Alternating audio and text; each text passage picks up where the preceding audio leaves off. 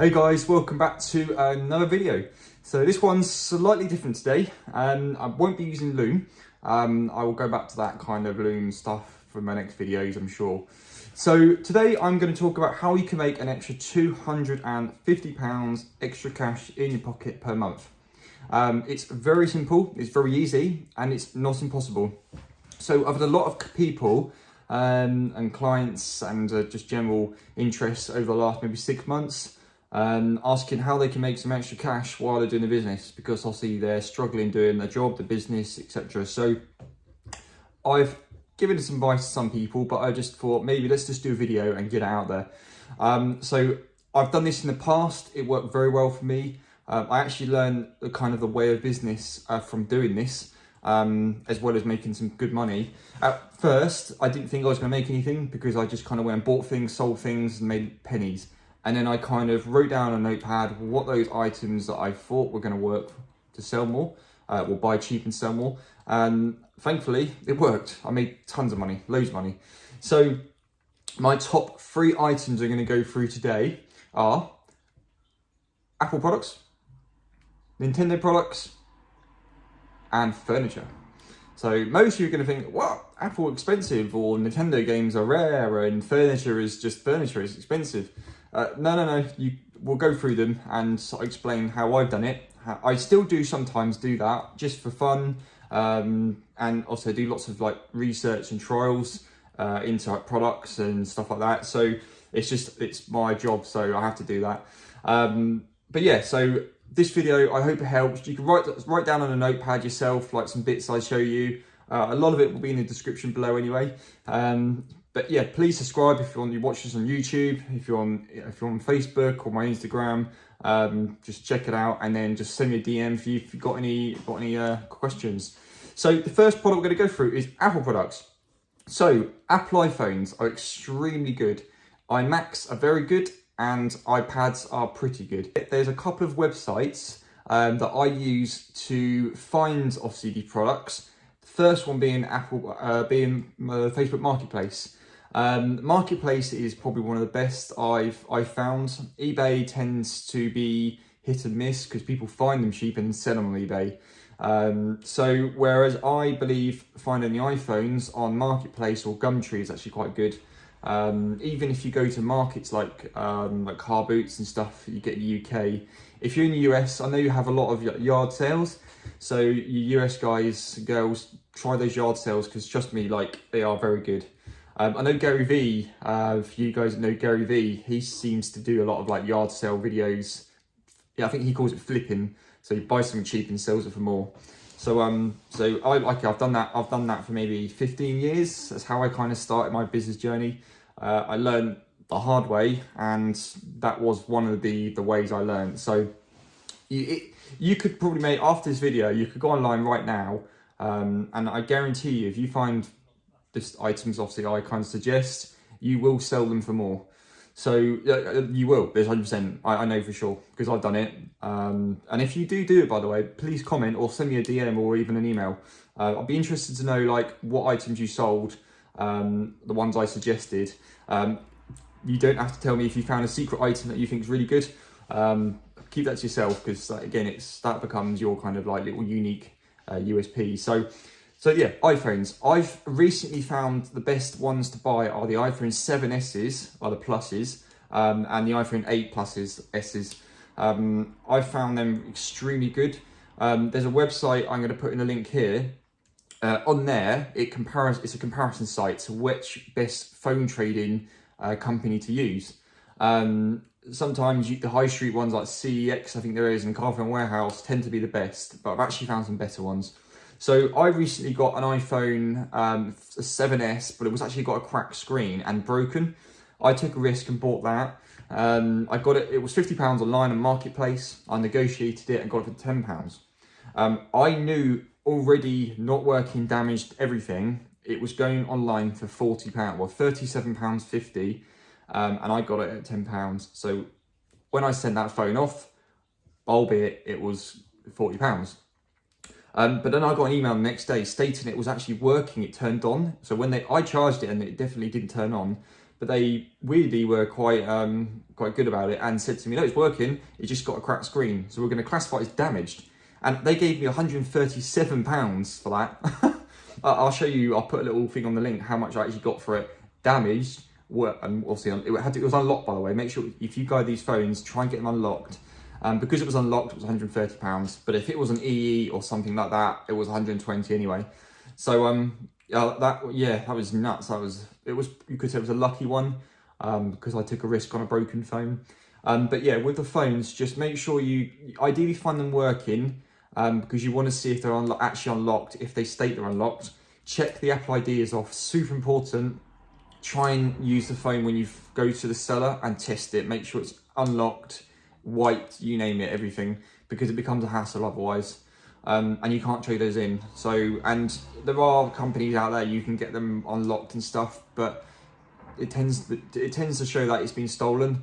And I haven't found a decent website yet where you can check a phone's been reported stolen unless you go to the police. But then that's just a lot of effort and work. So just judge the seller when you find them on Marketplace, because they tend to have good feedback. Just judge the seller when you meet them if you decide it, and I'll give it a try.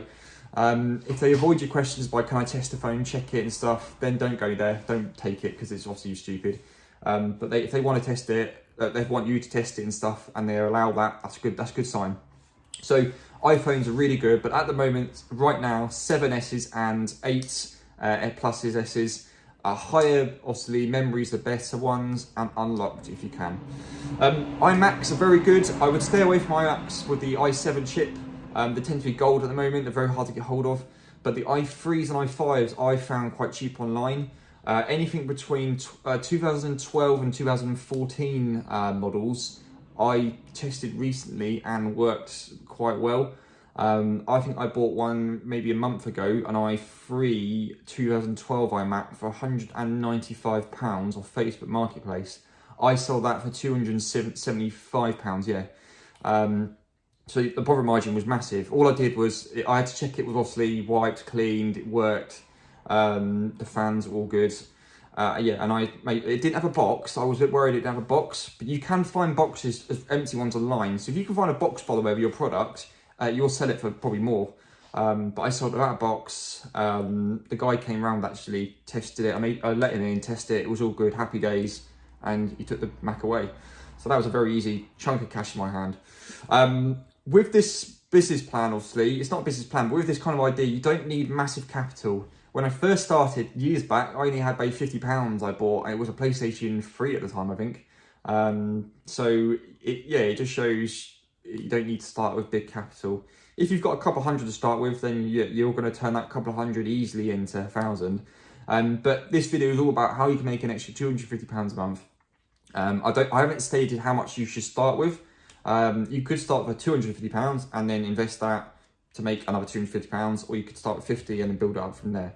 So Apple products are really good, like the iPhones, the iMacs, the iPads are similar to iPhones. Just check they're being wiped and stuff.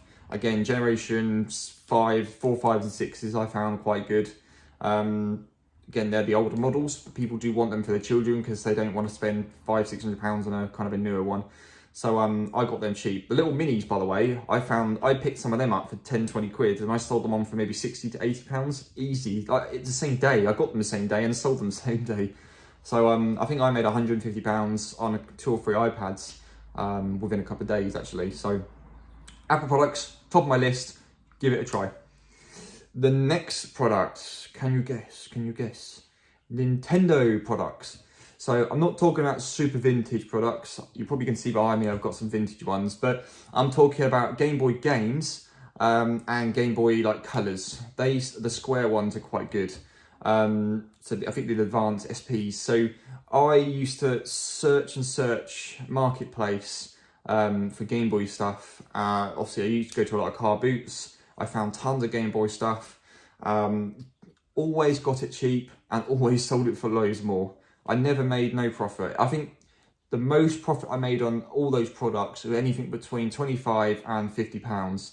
So the games I found were best. I could probably go to a car boot and find 5 or 6 games.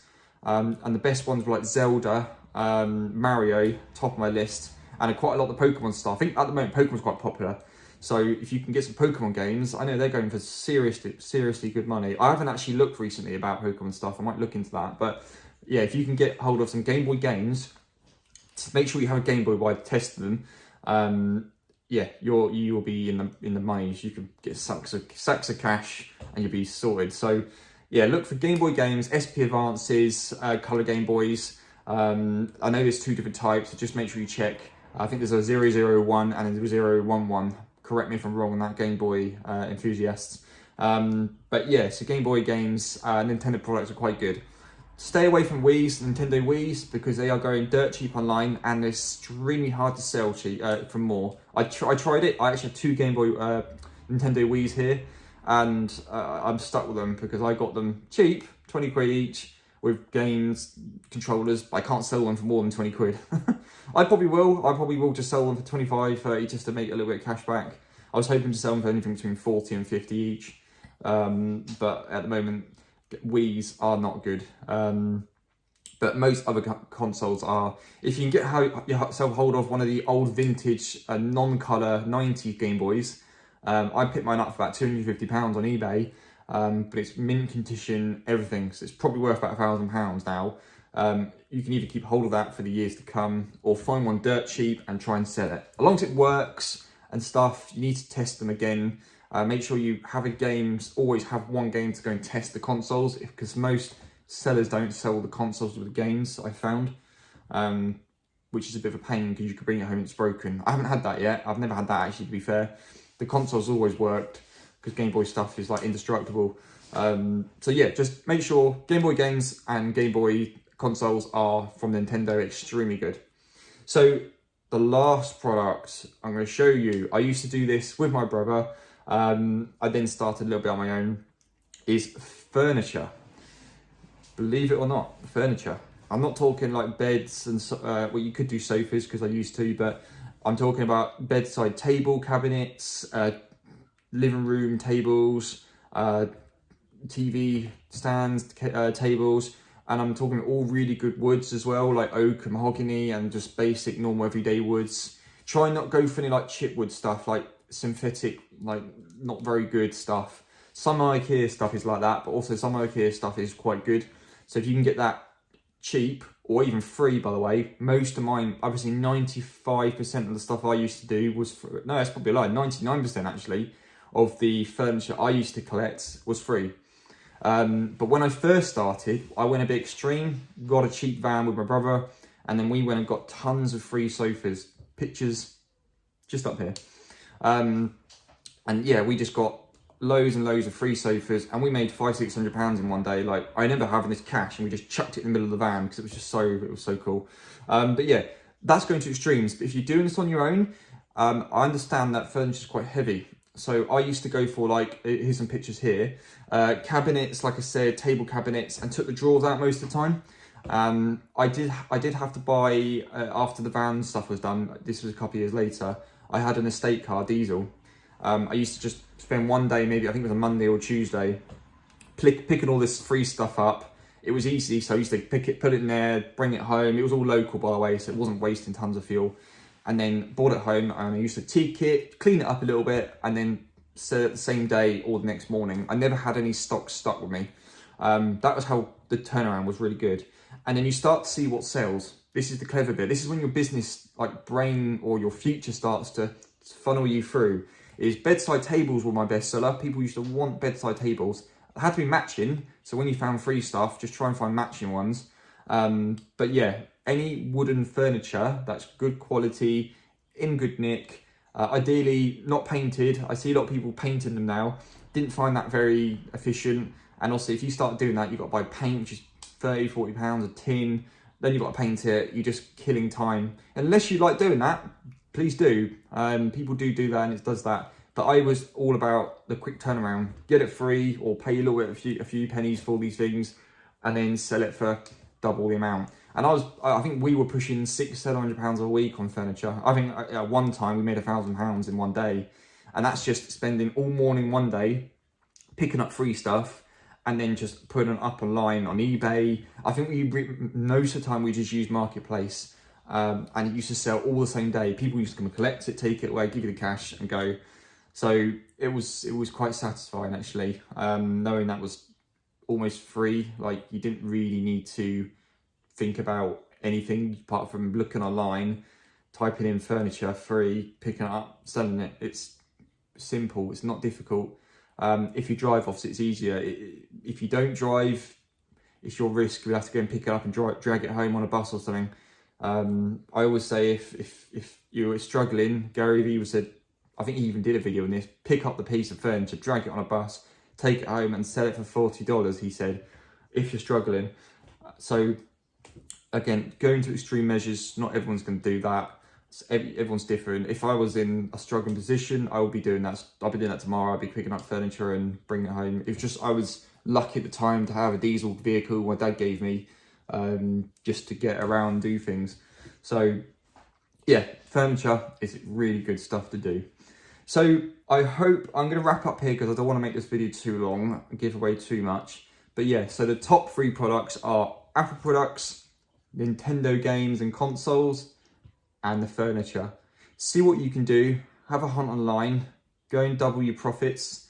Listen, put a comment in the comments. Let me know, guys, how you do if you do this. It'd be interesting to see how many guys of you actually managed to, even if you make £5 profit, by the way, on something that's free, or you pay for something that's £10 instead of £15, it is still profit. As long as you don't go 20 miles in a V8 monster car, picking it up where you're going to blow 30 quid of fuel, doesn't make sense. But if it's local and you quickly run around the corner, it's still £5 profit in my eyes. And the internet's free. Online, you just type it in Google, or you put it on Marketplace, it's free. eBay, I know they charge, so just consider the charge on eBay. But yeah, let me know, guys. And if you've got any questions, again, DM me. If you're on Facebook, message me. And I'll be interested to see what you guys do. Great to do another video. I'll see you guys very soon.